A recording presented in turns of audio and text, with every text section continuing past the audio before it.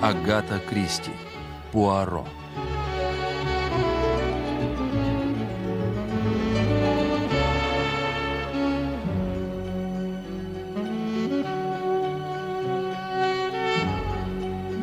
В главной роли Дэвид Суше.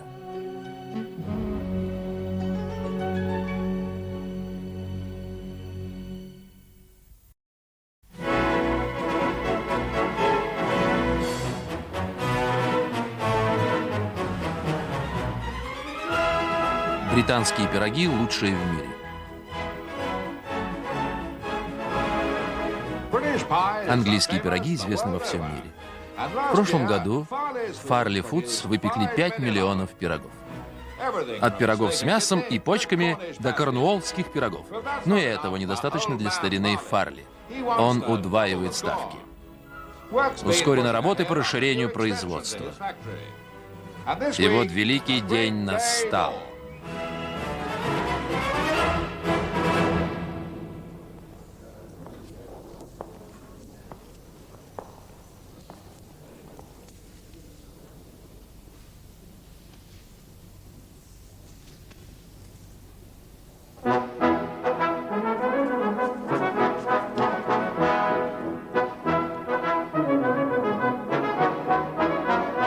В фильме снимались Хью Фрейзер,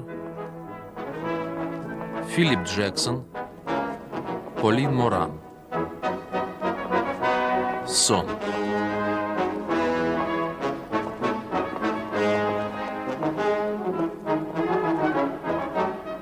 Автор сценария Клайв Экстон.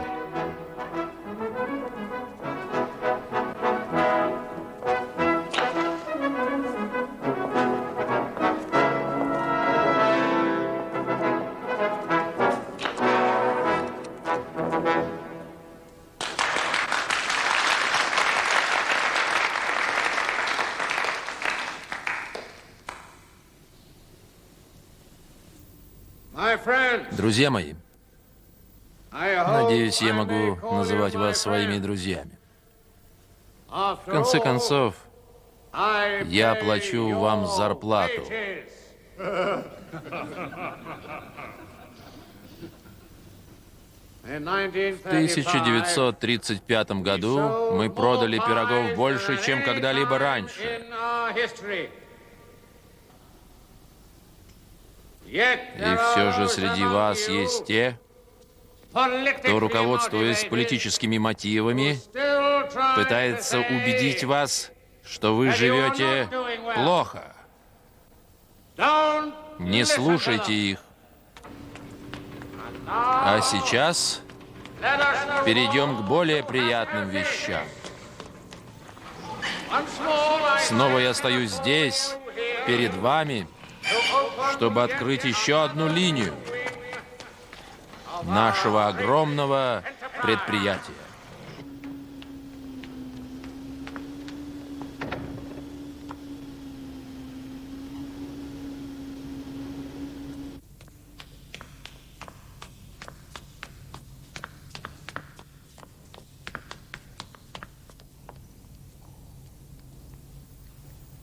Джоанна.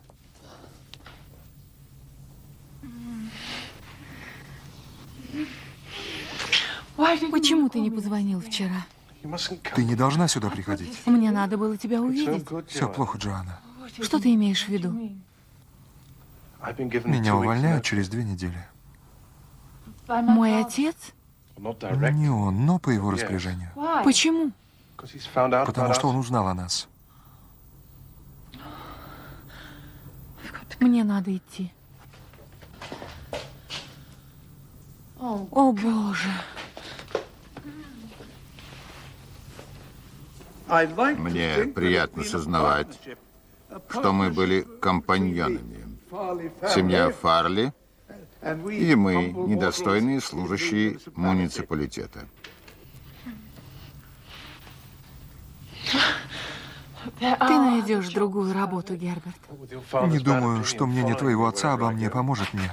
Убила бы его. Я готова убить его. Не говори так, это бесполезно.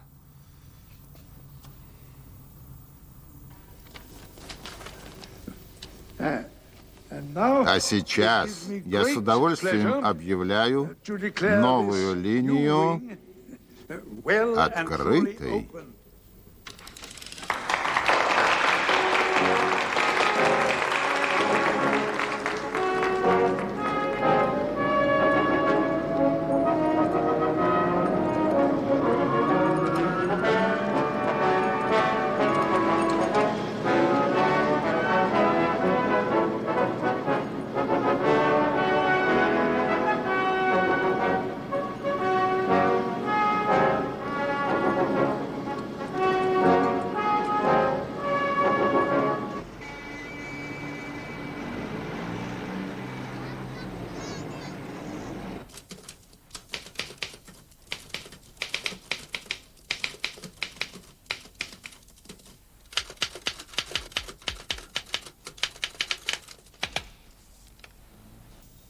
Черт!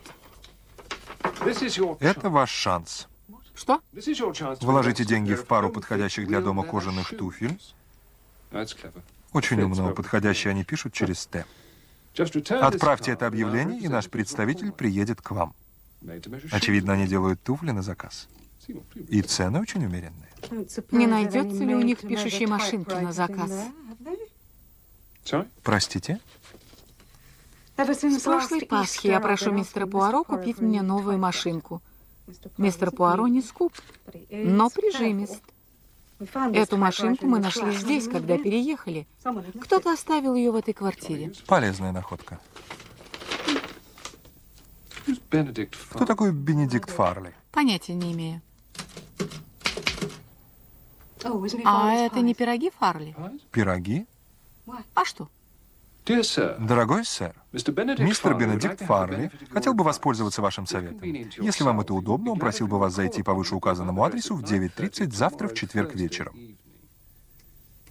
Искренне ваш, Хьюго Корнворти, секретарь. По скриптум. Пожалуйста, захватите с собой это письмо.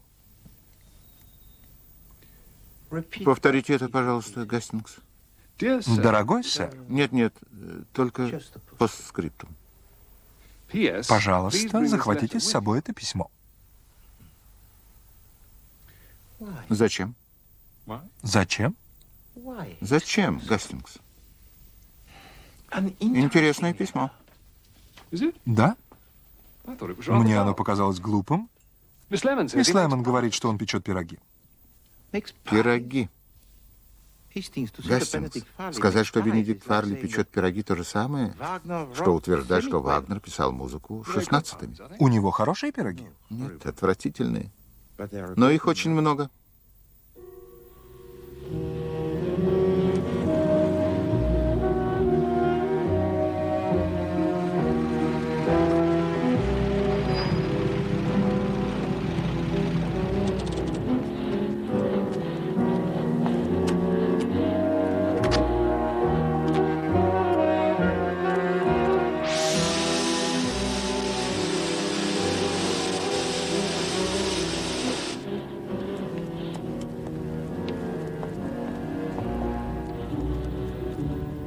Полагаю, что это и есть источник благосостояния Бенедикта Фарли. Здесь он, наверное, делает свои колбасы, пироги и ветчину. Выгодно, да, жить над магазином. Думаю, отсюда Фарли легко может следить за своими работниками. Не сомневаюсь. Жаль, что такое усердие не улучшает качество его так называемых деликатесов.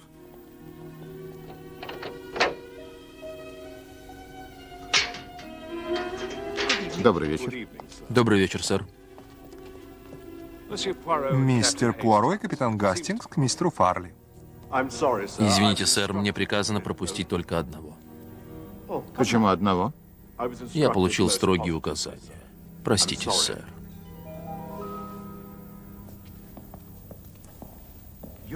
Вы понимаете, что это неудобно? Извините меня, сэр. Мне велели попросить у вас письмо. Простите? Ах, да.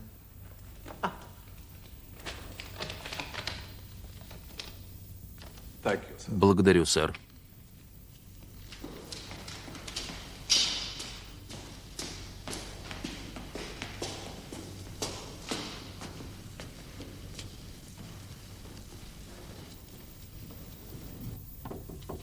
Да. Джентльмен, которого вы ждете, сэр.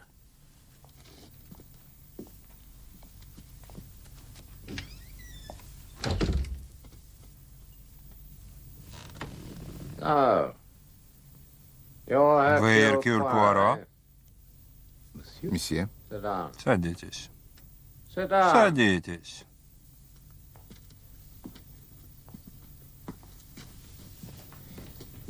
Благодарю. Месье.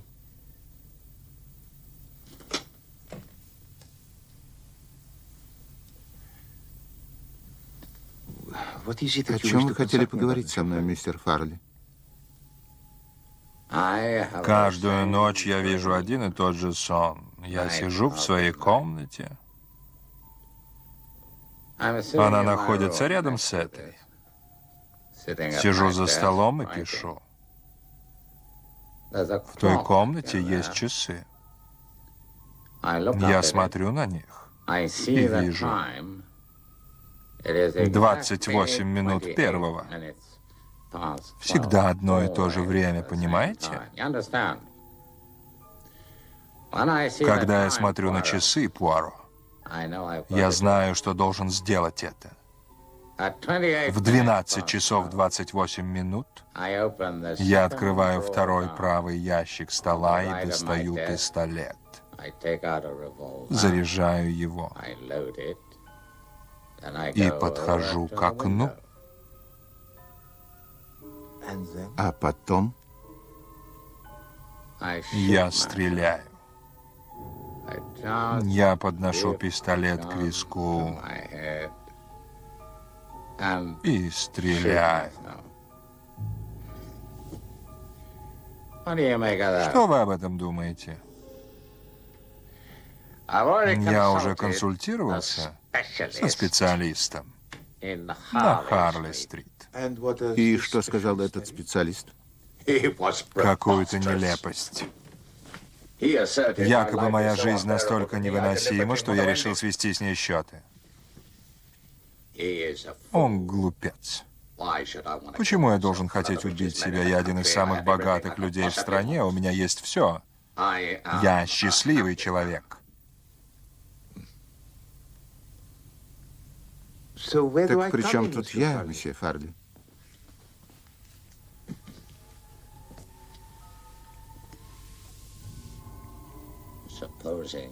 А если предположить, что кто-то хочет убить меня, они могут сделать это таким образом? Вы говорите о гипнозе? Вы понимаете, к чему я клоню? И кого вы подозреваете в желании убить вас? Никого, абсолютно. Какой-либо определенный человек не вызывает у вас подозрения? Конечно, нет. Я хотел бы посмотреть место действия драмы. Стол, часы, револьвер. Нет. Я рассказал вам все. Там не на что смотреть. Тем не менее, я хотел бы увидеть. В этом нет нужды. Меня интересует только ваше мнение. Такие скудные данные не помогут составить представление об этом деле. Тогда покончим с этим. Я изложил вам факты, вам это ни о чем не говорит. Вопрос закрыт. Можете послать мне счет, я оплачу консультацию.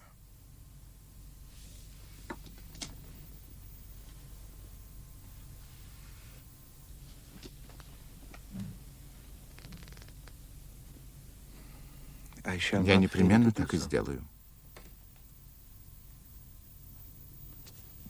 Подождите. Это письмо. Оно мне нужно. Письмо от вашего секретаря? Да.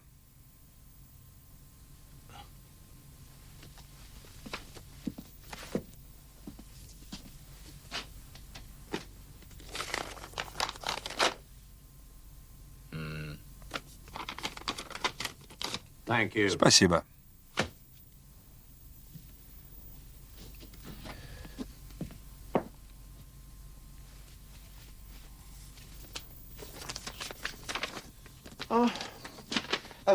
Тысяча извинений, месье. Что? Я ошибся. Письмо, которое я вам дал, это письмо моего домовладельца.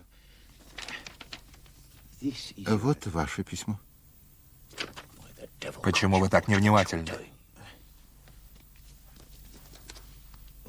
До свидания, месье.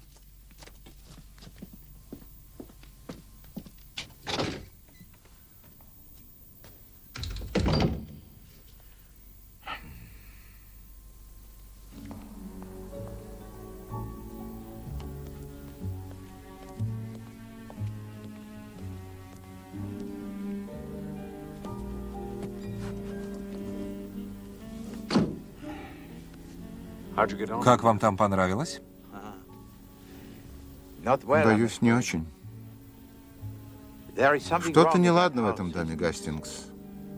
Неладно? Я не представляю, что это может быть.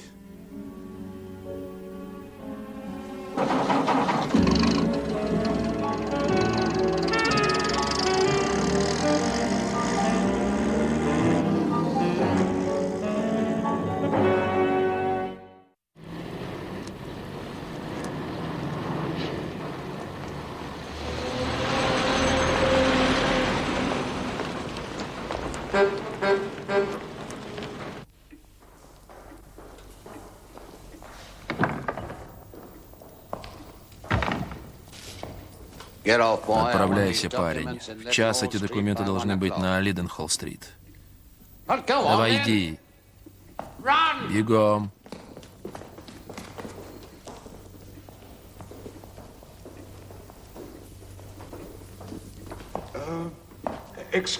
Извините, сэр. Мистер Конворти сказал, что вы сможете уделить нам минутку. В чем дело? Он сказал 12. Ладно, ладно. Он очень занятой человек. Давайте посидим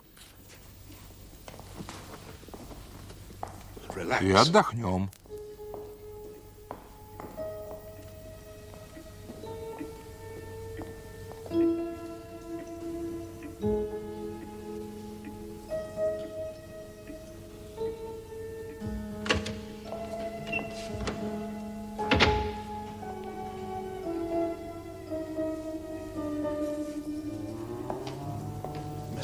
Мистер Конворти? Мистер Тремлет, вы еще здесь? Мы здесь уже около часа. Больше часа. Я пойду посмотрю, чем он занят. В любом случае, он должен это подписать. Железные нервы. Наш обеденный перерыв уже кончился. Сейчас он вас примет.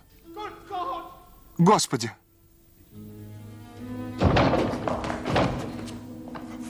Ради бога! Пошлите кого-нибудь за полицией. Я больше так не могу, мистер Пуаро. Это больше, чем может выдержать человек. Вы никогда раньше не жаловались? Последние полгода я только и делаю, что жалуюсь. Нет?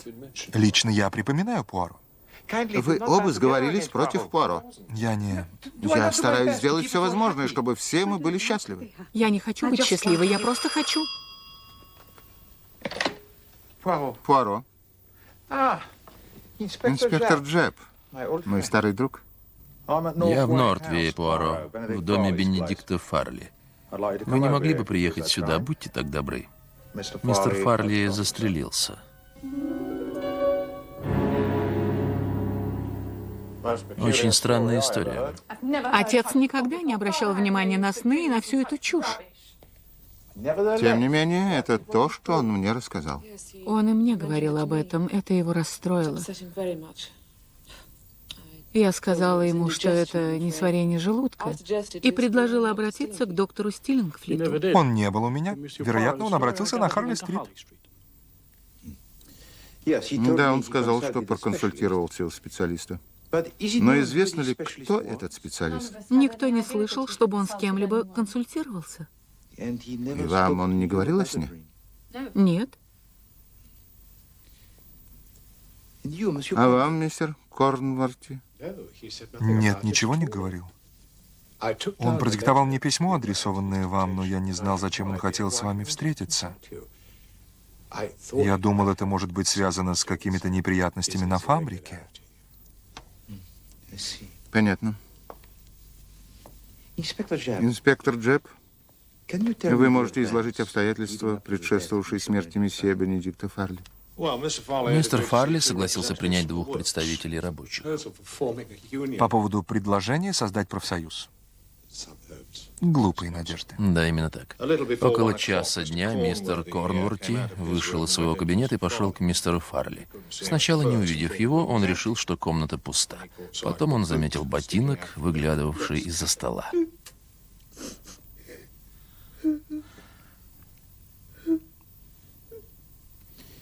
Что произошло дальше? Я выбежал из комнаты и попросил дворецкого позвонить доктору Стиллингфлиту. Что он и сделал?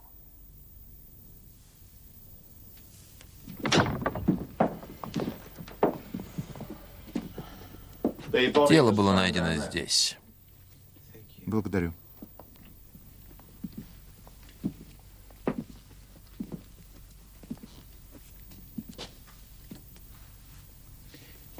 Когда он умер, доктор? Я осматривал тело 32 минуты второго. Прошел час с момента его смерти. Значит, он мог умереть в 28 минут первого? Именно так. На пистолете были отпечатки? Только его. Пожалуйста, расскажите мне о пистолете. Это был пистолет, лежавший в ящике его стола, как он вам и рассказывал. Миссис Фарли это подтвердила. Понятно. Более того, в комнате только один вход. Не считая окон, конечно.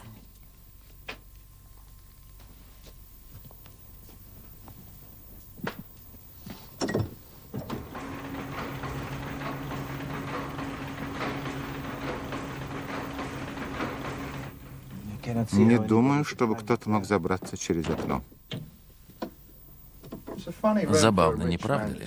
Такой богатый человек выбирает для кабинета комнату с видом на огромную уродливую стену. Думаю, эта стена очень важна. Вы думаете психологически? Может быть. В 28 минут первого я открываю второй правый ящик своего стола. Достаю пистолет. Заряжаю его. Подхожу к окну. И потом стреляю. Подношу пистолет к виску и стреляю.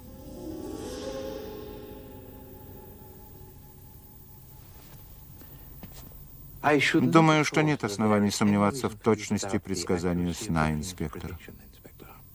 Но фактически есть все основания полагать, что Бенедикт Фарли покончил жизнь самоубийством. Сомнений бы не было, если бы не одна деталь. Какая именно? Письмо, адресованное вам. Понятно. Если дело касается Эркюля Пуаро, сразу возникает подозрение, что речь идет об убийстве. Именно.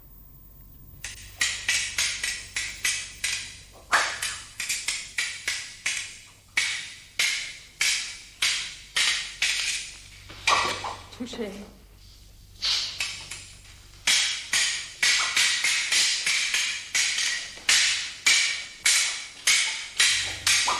Touché.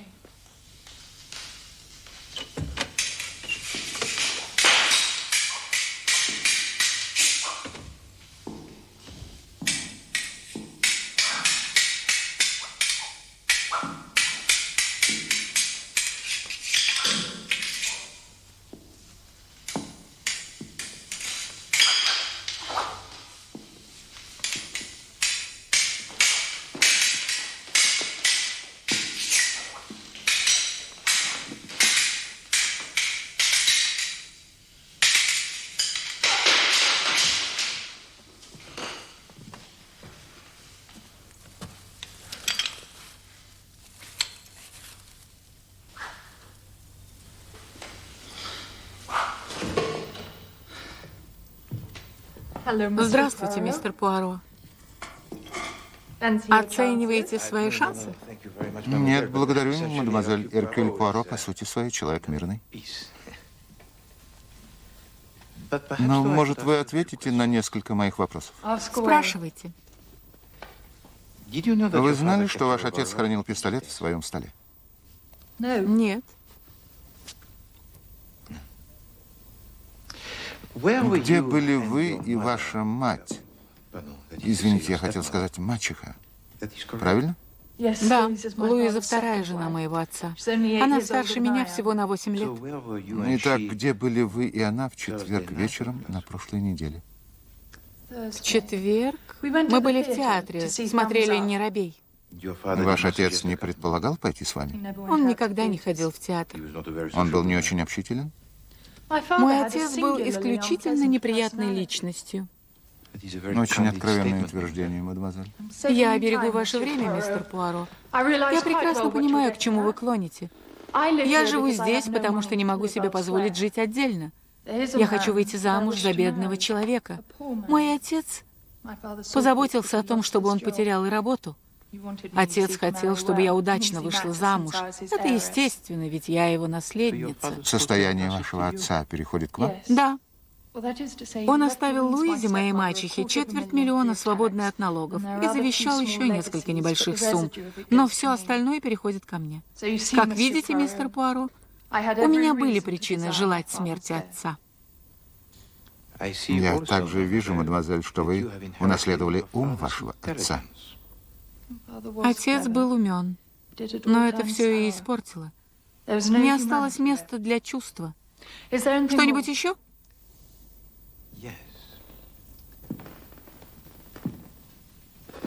Насколько плохое зрение было у вашего отца? Без очков он почти ничего не видел. У него с детства было плохое зрение. А в очках? В очках, конечно, он видел хорошо. Благодарю. Скажите сержанту Балу, что это займет больше времени, чем мы ожидали. Да, сэр. Миссис Фарли, я хотел вас спросить. Да. Ваш муж когда-нибудь подвергался гипнозу? Никогда об этом не слышала. Он интересовался такими вещами, как гипноз? Нет. Этот ужасный сон. Как жутко. Видеть один и тот же сон каждую ночь. Как будто его толкали на смерть. Вы не думали, что у вашего мужа могло возникнуть искушение свести счеты с жизнью? Нет. Ну, иногда он странно вел себя.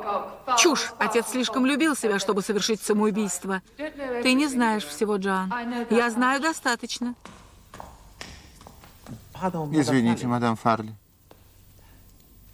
Сколько пар очков было у вашего мужа? Очков? Да, очков. Не имея представления, 3 или 4. Благодарю.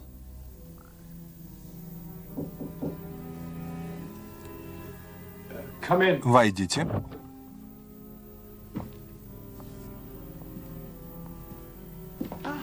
Мой бог. При дневном свете эта комната выглядит иначе. Могу я вам чем-то помочь? Я вижу, месье, что и у вас такой же замечательный вид из окна, как у вашего работодателя. О, да. По ту сторону стены находятся глупцы, приумножавшие богатство мистера Фарли. Думаю, поэтому он выбрал для кабинета эту часть здания. Понимаю. Если бы эта стена могла говорить, она рассказала бы нам кое-что.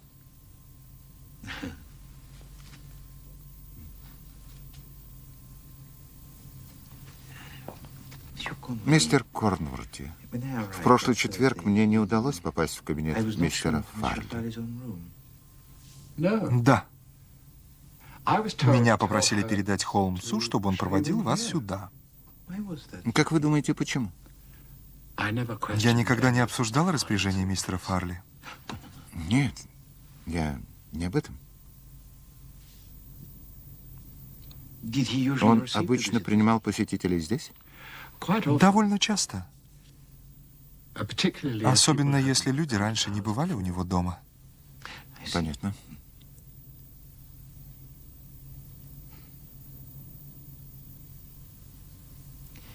Благодарю, мистер Корнворти.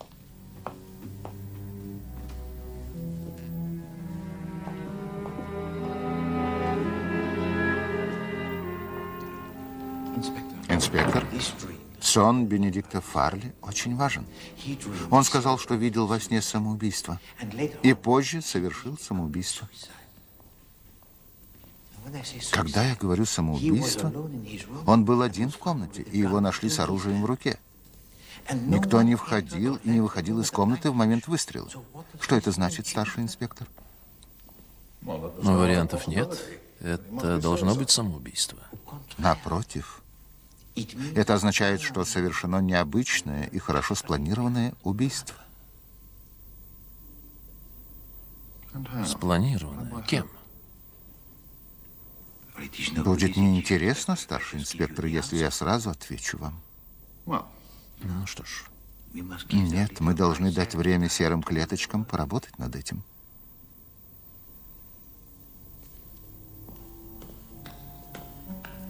И дать время Пуаро выяснить, кто сделал это и как.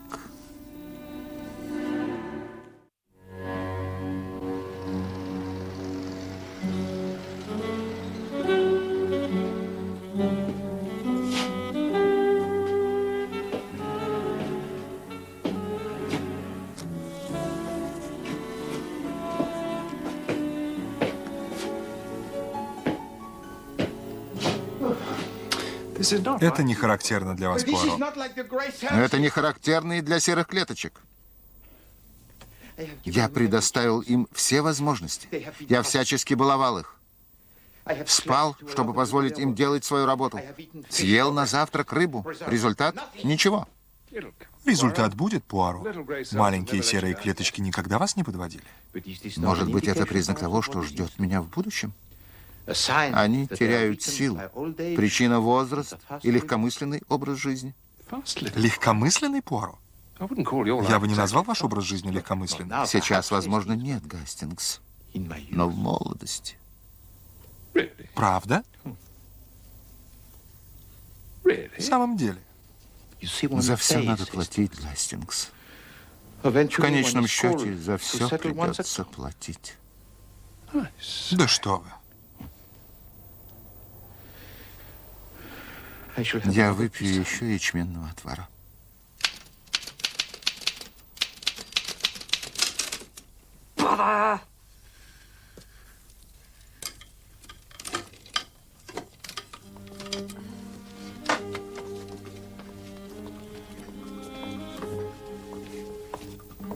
Мистер Пуаро, Что с вами, мистер Пуаро? Еще ячменного отвара, мисс Лемон. Боже, вы же выпили чашку в 9 часов. Необходимы серьезные меры, мисс Лемон.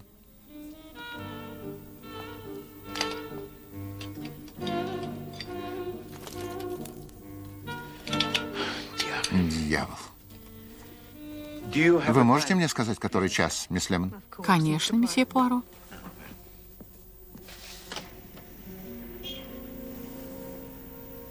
Что вы делаете, мисс Лемон? Без 5:10, мистер Пуаро. Ну, что вы там делали? Если выглянуть из окна, можно увидеть часы на церкви. Разве не проще носить наручные часы? Я не могу, мистер Пуаро. На них влияет мое магнитное поле. Всю жизнь я ищу себе часы, которые не спешили бы, как сумасшедшие. Что с вами, мистер Пуаро? Мисс Лемон, вы прекрасны. А сейчас, будьте так добры, позвоните старшему инспектору Джепу и попросите его к полудню собрать все семейство Фарли. В холле их дома. Пойдемте, Гастингс, есть работа.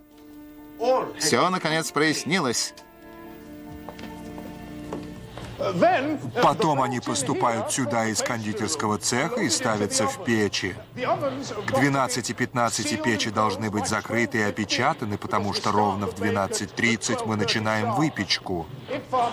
Если бы вы не сделали этого вовремя, вы не успели бы сосчитать до 3, как позвонил бы мистер Фарли. Он часто приходил на фабрику? О, нет, какой там часто? Он не приходил сюда уже 6 или 7 лет. Но он всегда знал, если мы вовремя не начинали выпечку. В конторе говорили, что когда дело касается пирога со свининой, он становится ясновидящим. Но это говорилось в шутку. Потом, примерно через 1,5 часа мы вынимаем пироги из печей, и они отправляются дальше.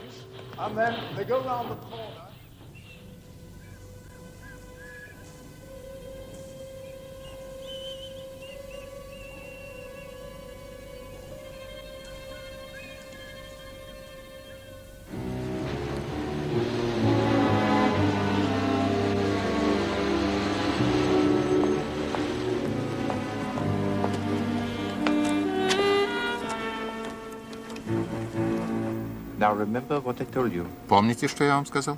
Да. Он заряжен? Да.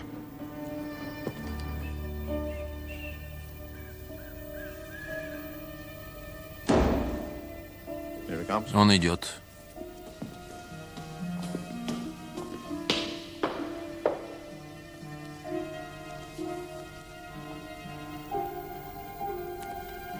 Добрый день.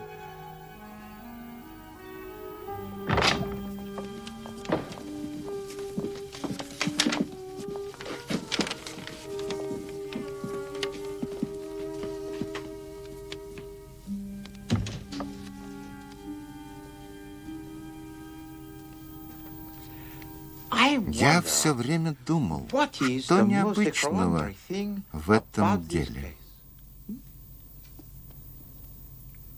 Я бы сказал сон. Если бы не вы рассказали о нем, Пуаро. Точно. Решающим был рассказ о сне. Но, друзья мои, за этим скрывается нечто большее. Где я услышал об этом сне? Месье Бенедикт Фарли принял меня в кабинете секретаря и решительно отказался показать мне свою комнату, находившуюся в нескольких футах от этой. Как это объяснить? В этой комнате было что-то, что я не должен был видеть. Что? Скоро узнаем. Когда месье Бенедикт Фарли попросил меня отдать ему это письмо, я по ошибке отдал ему письмо своего домовладельца. Один взгляд на письмо, и он бы понял, что я ошибся. Он был без очков. Нет, он был в очках.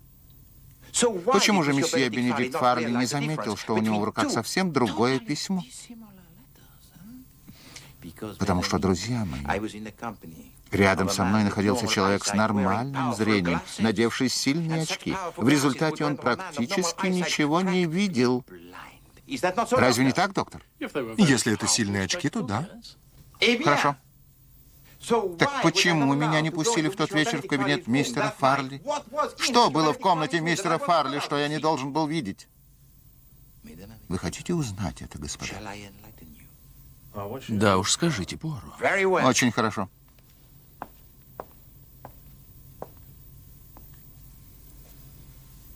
Пуаро расскажет вам об этом. Мистер Бенедикт Фарли не хотел, чтобы я увидел в кабинете мистера Бенедикта Фарли самого мистера Бенедикта Фарли. Великий Боже.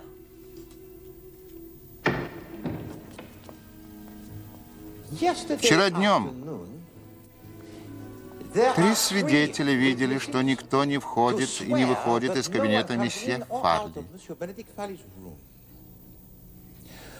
Месье Корнворти находится в своей комнате, и к 12:28 он уже наготове. Мистер Корнворти знает что-то, что известно немногим. Он знает, что месье Бенедикт Фарли все эти годы, каждый день пристально следит за работой своей фабрики, проверяя своих рабочих. Посмотрим, как он это делает. Пожалуйста, друзья.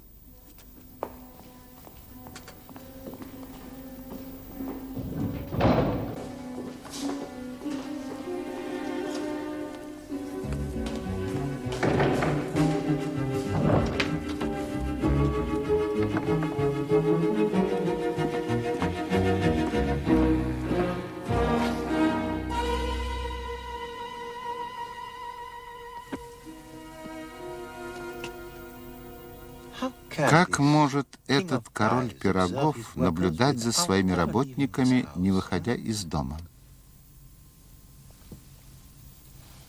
Просто. Это неаппетитное лакомство перед выпечкой в течение часа готовится на пару, и предохранительные клапаны на огромных печах, расположенных за этой стеной, открываются, прежде чем пироги ставить в печь.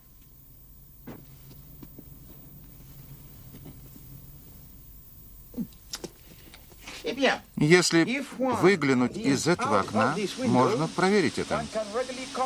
Прошу вас. Прошу. Прошу вас, подойдите все сюда, высуньтесь из окон и посмотрите направо. Мистер Корнворти, вы не хотите подойти? Чушь какая-то. Возможно. Но ради меня. Благодарю. Итак, идите. Мадам Фарли. Хорошо.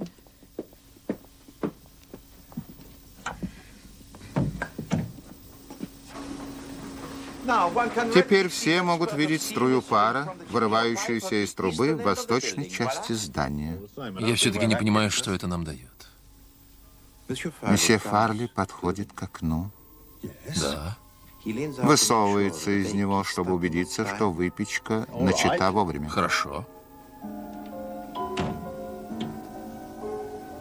И тогда...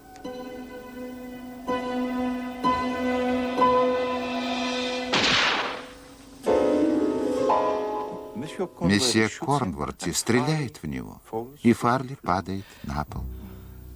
Вспомните, напротив глухая стена, свидетелей нет. Ложь. Это смешно. Все выглядит очень естественно. Да. Месье Тремлет и еще два человека видят, как месье Корнворти входит в кабинет Фарли, и потом выбегает оттуда и сообщает, что мистер Фарли застрелился. И, конечно, они не видят, как месье Корнворти вкладывает пистолет в руку месье Фарли. Гнусная клевета. Письмо, адресованное мне, написал месье Корнворти. Он же давал указания дворецкому.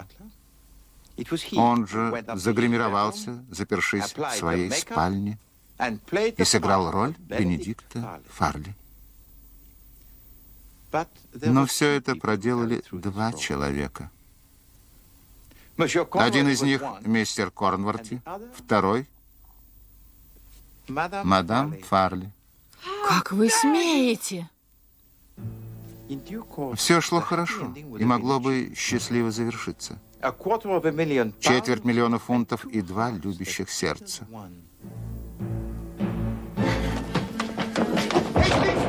Гастингс, остановите его.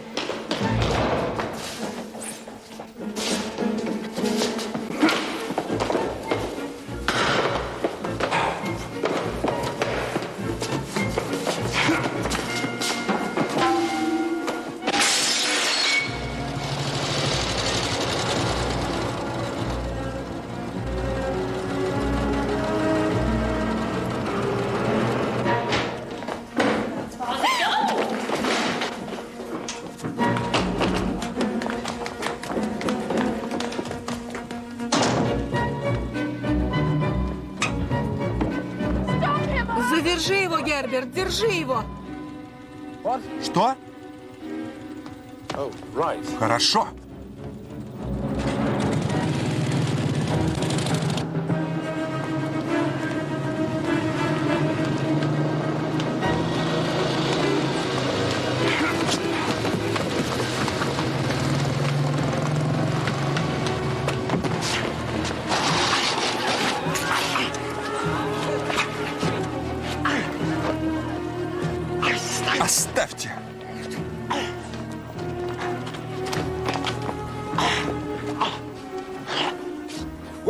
Прекрасная работа, сэр.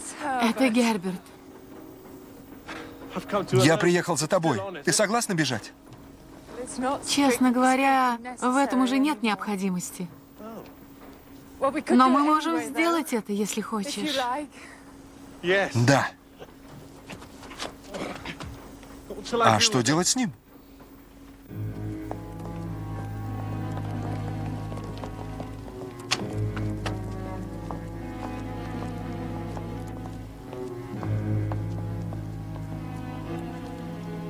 Я займусь им. Большое спасибо. До свидания, мадам Фарли. Вы иностранец.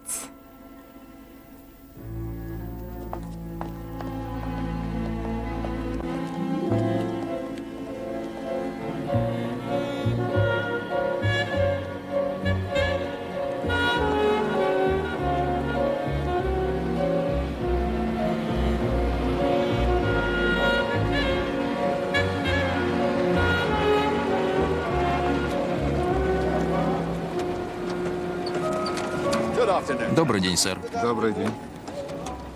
Могу я вам помочь, сэр? Благодарю.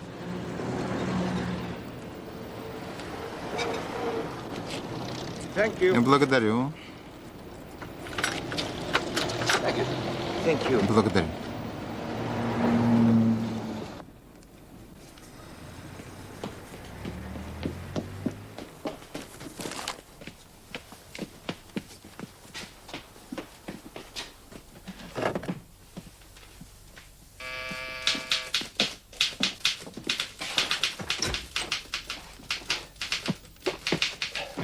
Хотите передохнуть? Нет, нет, нет, благодарю, Гастингс.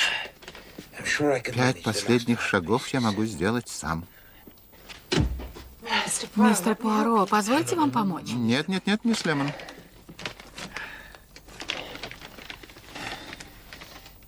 Это для вас. Не надо было, мистер Пуаро. Нет, нет, нет. Пустяки, мисс Лемон. Гастингс, нож, пожалуйста. Спасибо.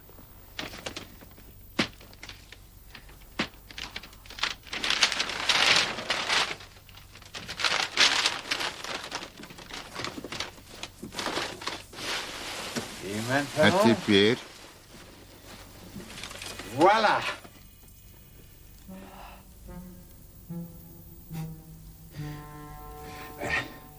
Что вы думаете об этом, мисс Лемон? Это... Замечательно. Это... Теперь не надо, рискуя жизнью, высовываться из окна, чтобы узнать время, да? как раз то, что я хотела.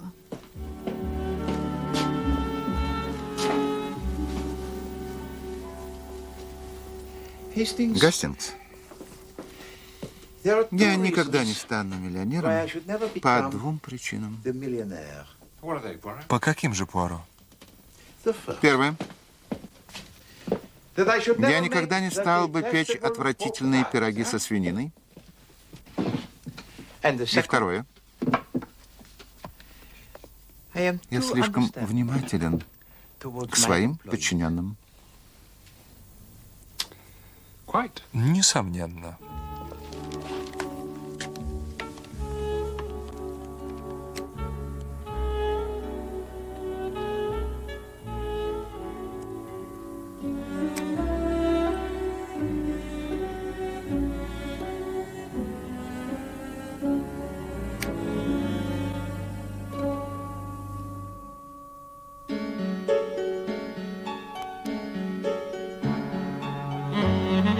В фильме снимались Дэвид Суше, Хью Фрейзер, Филипп Джексон, Полин Моран, Алан Ховард, Джоли Ричардсон и другие. Оператор Иван Страсбург. Композитор Кристофер Ганнинг. Продюсер Брайан Истман. Режиссер Эдвард Беннет. На русский язык фильм озвучен на студии «Нота» по заказу Всероссийской государственной телерадиокомпании.